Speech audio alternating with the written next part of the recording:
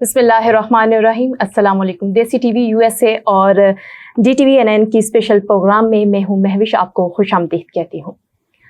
बात करते हैं 9 मई के हवाले से। मुल्क के सियासी मंजरनामे पर हर दिन एक नया मंजर होता है।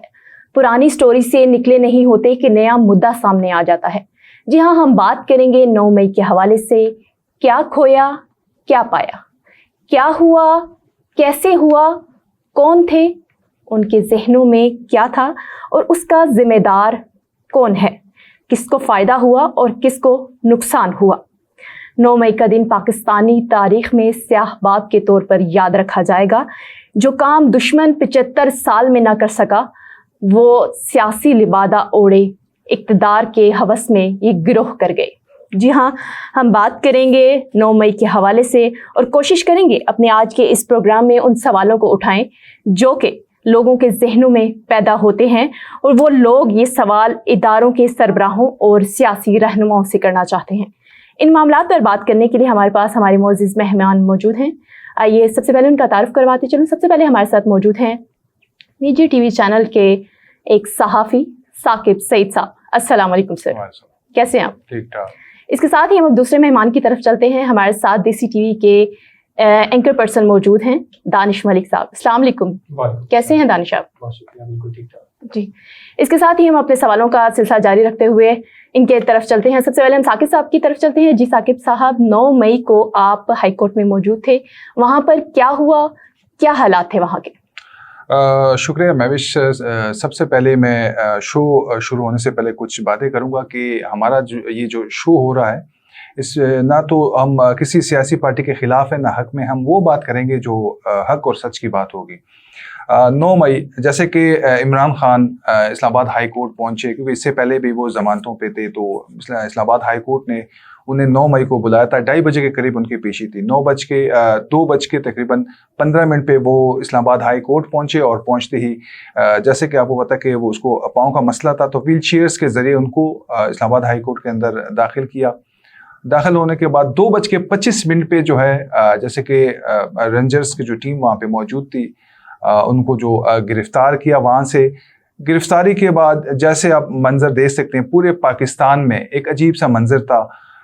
हर की जैसे कि हम मुज़ाहिरीन कह सकते हैं, शरपसंद कह सकते हैं, कारकुनान कह सकते हैं, लेकिन जो भी है, जो नुकसान हुआ हमारा हुआ, पाकिस्तान का हुआ, हमारी अस्करी क़यादत का नुकसान हुआ। बिल्कुल। देखें, आपको कुछ मैं तफसीलात बता दूं। जैसे कि सरगोदा में जैसे नुकसान पहुंचाया हमारे अस्करी क़यादत को, उसके साथ साथ मियांवाली में जो एयर बेस कैंप थे उसके बिल्कुल अकब में जो है एक जो तारीखी जहाज़ होता है, जो आपको पता है, जो जहाँ से हम फतह करते हैं वो जहाज़ रखते हैं, पूरी दुनिया को दिखाते हैं कि ये जहाज़ जो है इसने इतने फतह हासिल की, उसको मुज़ाहिरीन ने या शर्प पसंदों ने उसको जला दिया। इसके साथ साथ GHQ पे रावलपिंडी के जो अवाम थी, ये मुज़ाहिरीन थे, उन्होंने GHQ पे हमला किया। उसके अलावा पेशावर पे रेडियो पाकिस्तान, जो आप जैसे कि आपको बताऊं कि रेडियो पाकिस्तान एक ऐसा हमारा इदारा है जहाँ पे तारीखी चीज़ें पड़ी होती हैं, लेकिन हमारी आवाम को, हमारे शरपसंदों को उसका भी ख्याल नहीं आया कि यार ये मतलब रेडियो पाकिस्तान का जलाने का मकसद क्या था। इसके अलावा साथ साथ चलें तो जैसे कि लाहौर की बात करें। अच्छा, मैं लाहौर में जो वाक़या हुआ है उसके मैं आपको कुछ तफसीलात बता देता हूँ। मैंने कुछ तफसीलात यहाँ पे लिखी हुई हैं। जैसे इमरान खान को 2:25 पे गिरफ्तार किया, 2:40 पे जो मुज़ाहिरीन थे वो ज़मानत पाक जमा होना शुरू हो गए, और 2:55 या 3:20 के करीब जो हमारी PTI के रहनुमा थे, कहते हैं तो यास्मीन राशिदा, वो दीगर शरपसंद के साथ जो है वो लिबर्टी चौक पहुंची। उसके साथ साथ 4:05 पर हजूम जो है कैंट की तरफ उन्होंने मूव किया, वहाँ की तरफ रुख किया, और शाम 5:15 से 6 बजे के करीब जो जिना हाउस वो दाखिल हुए। वो मंजर आप सोशल मीडिया पे भी देख सकते हैं। अच्छा, यहाँ पे मैं आपकी बात कट करके आपसे एक सवाल पूछना चाहूँगी। कहा जाता है कि PTI वाले कह रहे हैं ये हमारे कारकुन नहीं हैं। अगर ये उनके कारकुन नहीं हैं तो ये लोग कौन हैं? देखें महविश, اچھا کویشچن ہے یہ. کویشچن آپ کو پتا ہے سوشل میڈیا پہ آگے پیچھے کافی ڈسکس ہوتا رہتا ہے. میں آپ کو بات بتا چلوں, جب پی ٹی آئی کی جانب سے, میں پہلے یہ سب سے پہلے یہ آپ کو یہ کلیئر کروں کہ ہم کسی کے حق یا اس کے خلاف نہیں ہیں, ہم وہ بات کریں گے جو سچ ہے. جیسے ان کے جب یہ دھرنے یا احتجاج ہوتے تھے, آپ کو بینر سے اندازہ ہوگا کہ کتنے آرمی کے خلاف وہ بینر لگاتے تھے اور ان کے خلاف کچھ نازیبا الفاظ استعمال کرتے تھے. دیکھیں جب آپ کسی کا مائنڈ بناتے ہیں نا تو آٹومیٹکلی وہ اس کی طرف رخ ضرور کرتا ہے.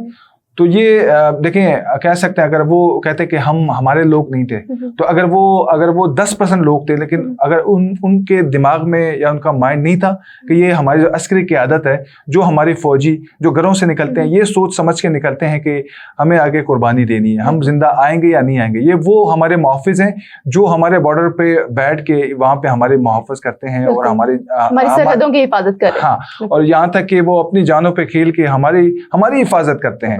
اگر ہم دیکھیں اس سے پہلے بھی سیاسی پارٹیوں نے مختلف جلاؤ پتھراؤ کیا, لیکن ایک حد تک. لیکن عسکری قیادت پر جو نقصان اس مرتبہ ہمارا ہوا ہے, میں کہتا ہوں اس سے پہلے 1947 سے اور اب تک وہ نقصان پاکستان کی تاریخ میں نہیں ہوا, کبھی نہیں ہوا. بالکل صحیح کہہ رہے ہیں.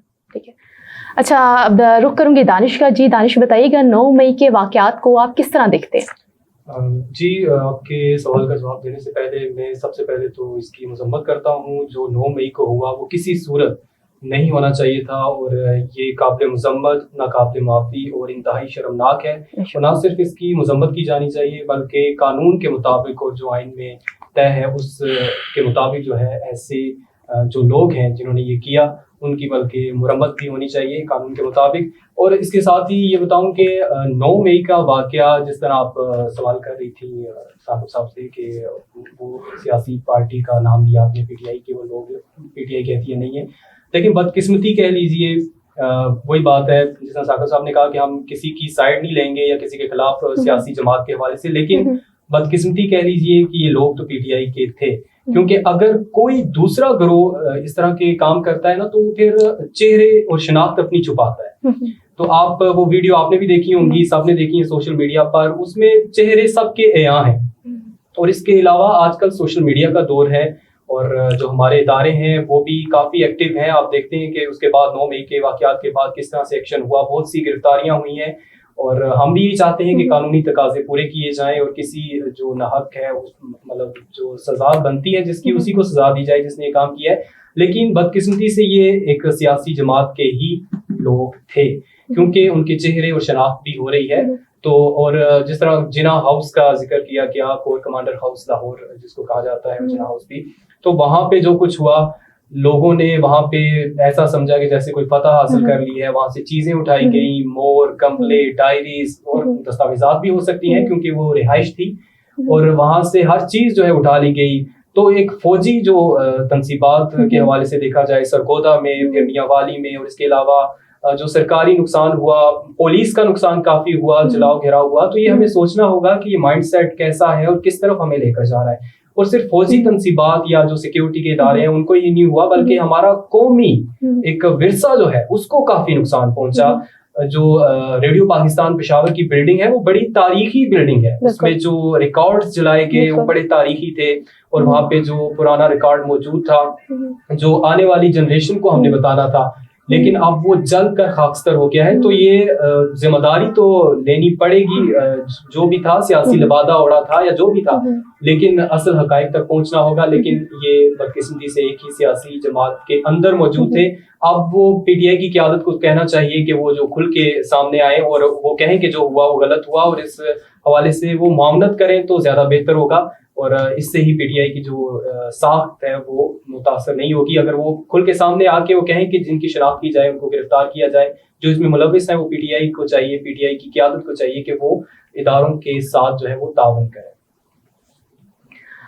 پروگرام ابھی جاری ہے, وقت ہوا ہے بریک کا, ہمارے ساتھ رہیے گا.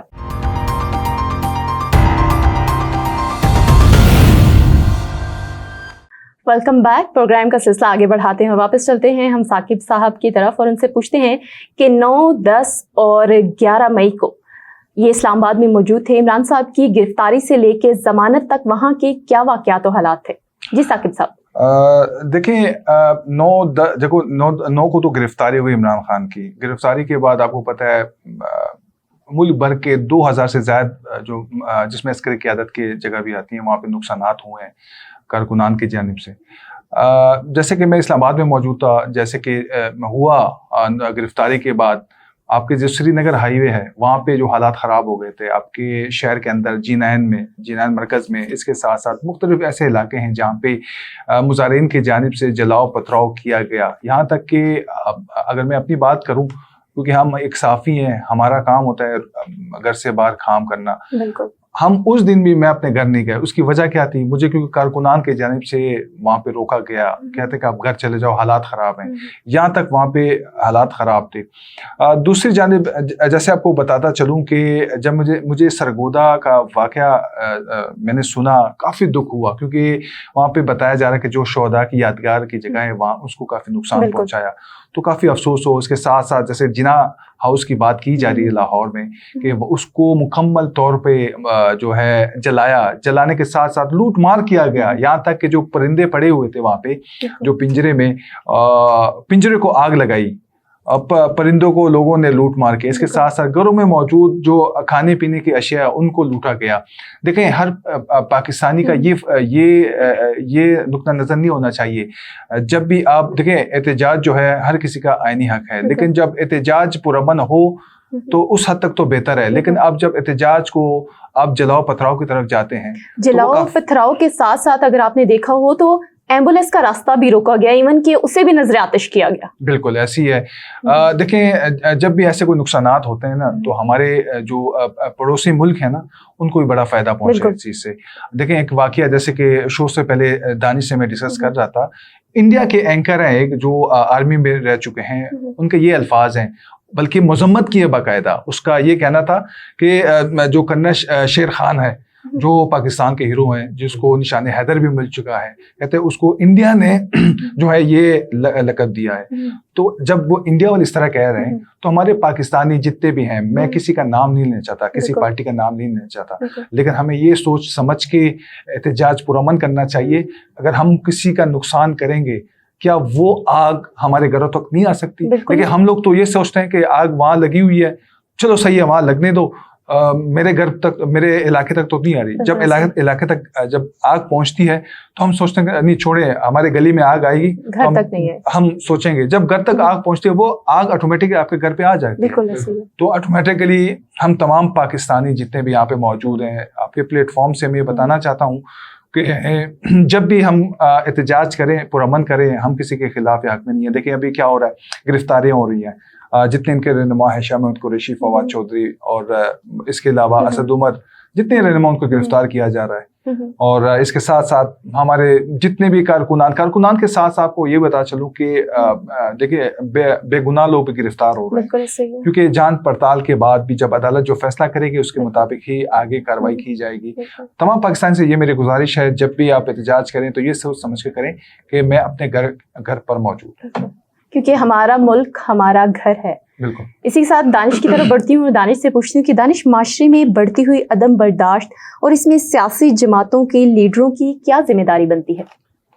جی مہوش, بہت ہی اچھا سوال ہے آپ کا. اور اس میں دیکھیں کہ عدم برداشت تو ہم نے دیکھا 9 مئی کو کس طرح سے ہوا. جو 75 سالہ ہماری تاریخ ہے اس میں ایسا نہیں ہوا. دیکھیں پاکستان نے بنا جب پاکستان, تو اس کے ساتھ ہی ہمیں جنگ کا سامنا کرنا پڑا, لٹے پٹے ہوئے تھے نہ ہمارے پاس اس طرح سے, کیونکہ جب یہ ہوا پارٹیشن تقسیم ہند تو اس دوران بھی ہمارے پاس اتنا کچھ خاص نہیں تھا. 48 کی جنگ ہوئی, اس کے بعد 65, 71, پھر کارگل کا محاذ, دہشت گردی کا سامنا. ان تمام تر صورتحال میں بھی ہمیں ایسے مطلب 9 مئی کا جو واقعات ہیں تو ایسا سامنا کرنا نہیں پڑا جو کہ ہوا. حالانکہ نہ تو یہ کوئی گرفتاریاں, تو آپ دیکھیں پاکستان کی پوری ہسٹری اگر پولیٹیکل دیکھیں تو اس میں تو گرفتاریاں ہوئی ہیں. ذوالفقار علی بھٹو ان کو گرفتار کیا گیا, ان کو تو پھانسی دی گئی. اس کے علاوہ بینظیر بھٹو ان کو بھی گرفتار ہوتی رہی. ایون نون لیگ کی بھی اگر بات کی جائے تو نواز شریف کو نااہل کیا گیا.